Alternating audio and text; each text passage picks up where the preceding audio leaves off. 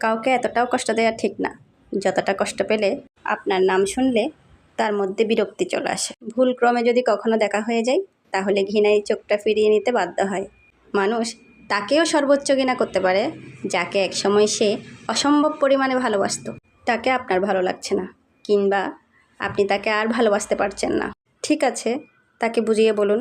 তবুও কারো মনে এতটাও তিক্ততা তৈরি করা উচিত না যে তারা আপনার অস্তিত্ব অস্বীকার করতে শুরু করে।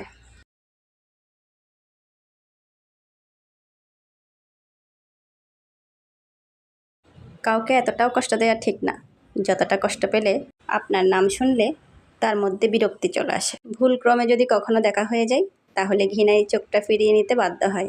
মানুষ তাকেও সর্বোচ্চ ঘৃণা করতে পারে যাকে একসময় সে অসম্ভব পরিমাণে ভালোবাসত।